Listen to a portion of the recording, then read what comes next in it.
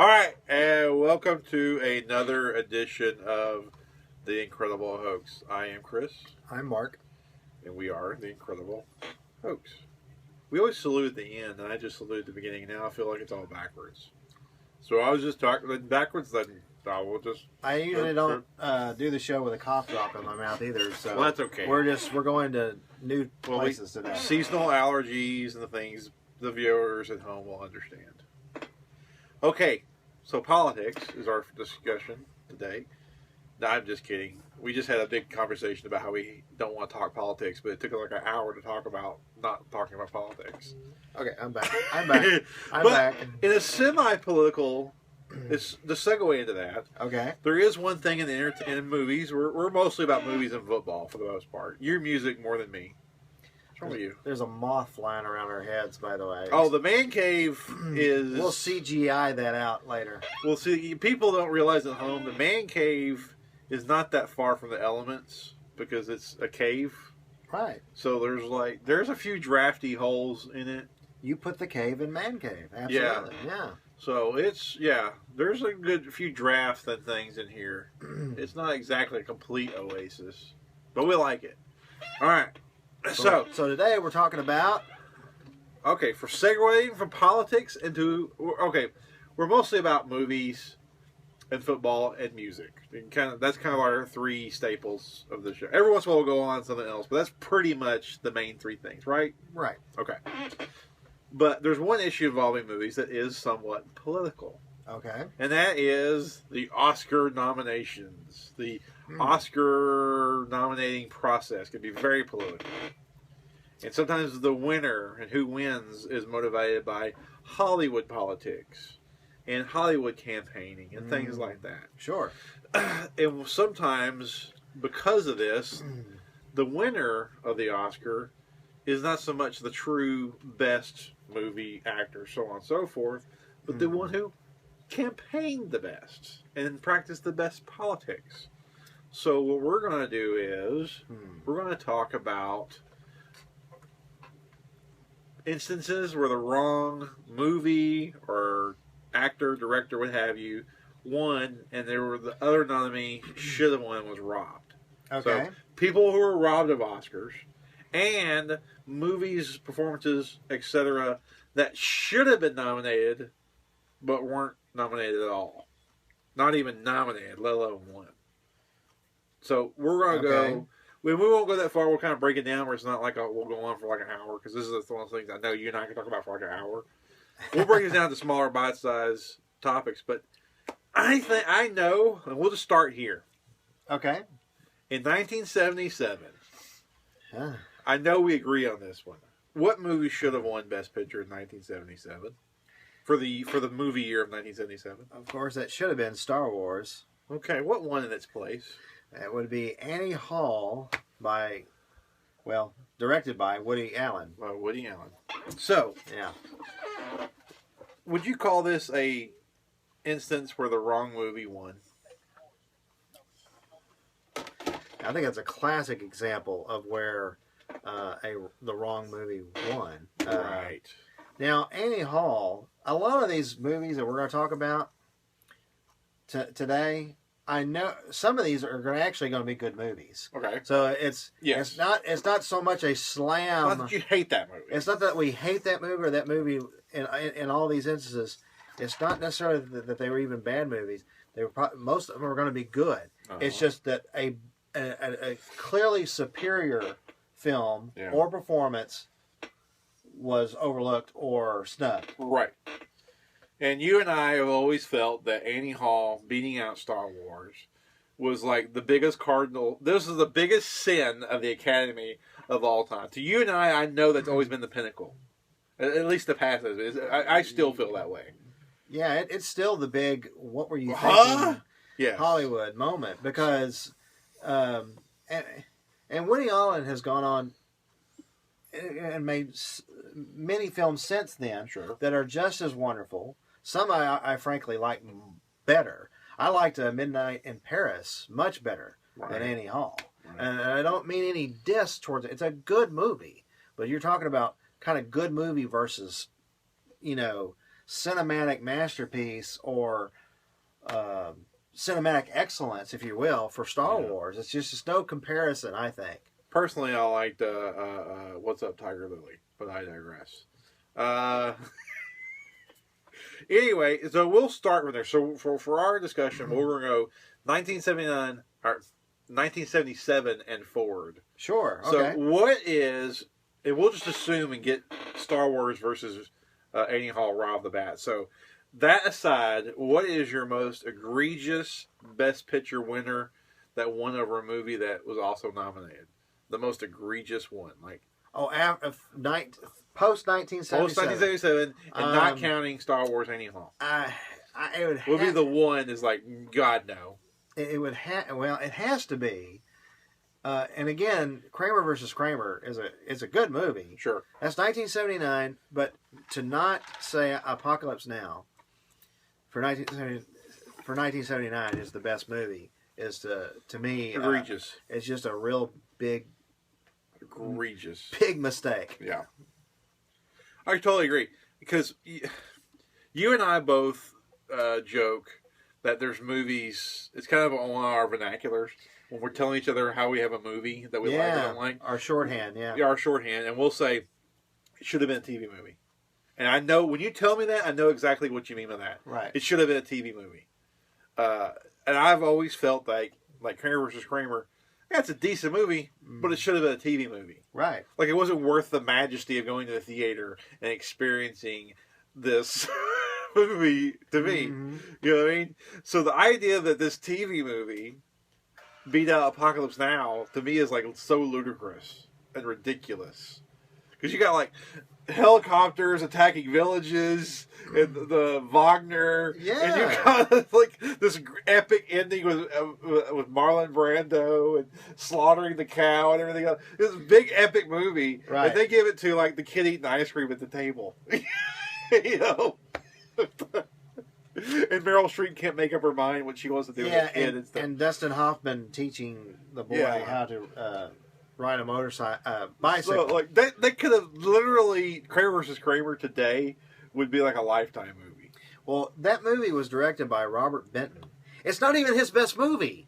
That would be Places in the Heart, 1984. That's right. He did make that. So it's like, it wasn't even his best work, but that one, the lesser work, got the Oscar. And it was just we say that a lot, you know, hey, this was just kind of a TV movie. Yeah. The idea, this was what, if you will, the Star Wars revolution, is what it brought to cinema. Because if it's something that you really can see on television, right, then why go to the theaters? Sure. It's not to say that dramas don't have a place in the cinema, right, in the theaters, but you know, you're used to the ideas now being bigger because you can do it. Right. You know, it should be bigger ideas, and the more ambitious projects should get more of our attention than something that was just a simple drama that could have been a stage play. Right. Yeah. I think the best example of a movie that a drama that does work on the big screen, as opposed to a TV. I think courtroom. I'm not a big fan of courtroom movies, but they always work better on a big screen, to me. You know what I mean? We saw Presumed Innocent whenever they came out. That movie worked on the big screen. Sure. With the big wooden, courtroom and, what's his name? Raul Julia, what's his name? Talking to the jury and all that just sort of worked. Courtroom movies kind of work as a drama on the big screen. You feel the weight of the courtroom a little bit better. Mm-hmm. You know what I mean? But Kramer vs. Kramer, Ordinary People. That's a TV movie. Yeah, and that's another one. That's 1980. That beat out Raging Bull, and that same year, Raging Bull was nominated, but The Shining wasn't nominated.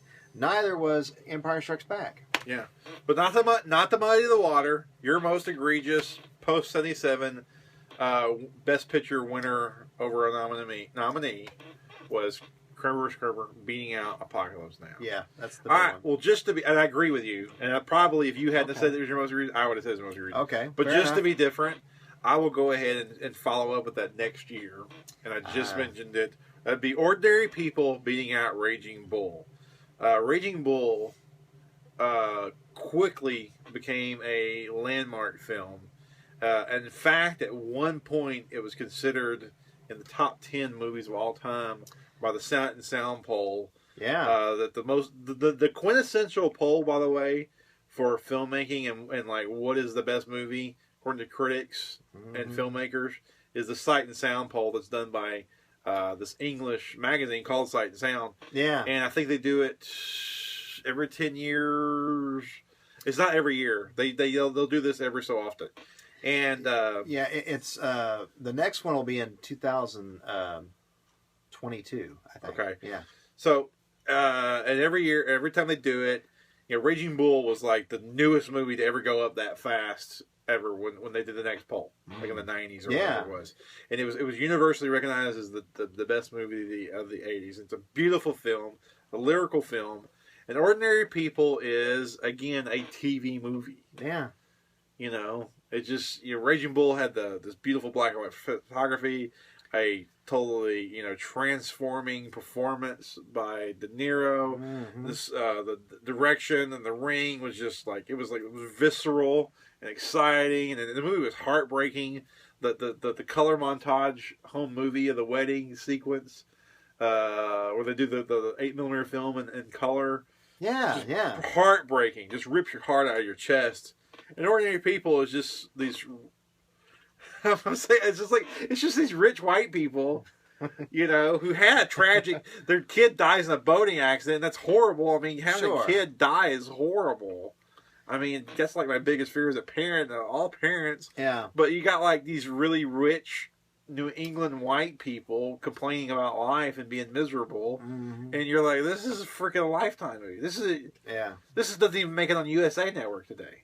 This is like Lifetime. That alternate, you have Lifetime has an alternative channel, whatever it's called. You have Lifetime, then you have Lifetime Junior or whatever it's called. This would be on that one now. You know what I'm talking about? It's like Junior Miss Lifetime, whatever it's called. It'd be on that channel now, right? If they made that movie today. Lifetime Junior, I like that one. Lifetime Junior, they have Nickelodeon Junior, so I figure they have to have Lifetime Junior. Ordinary People, once again, it's a good movie, but decent. We're talking about, a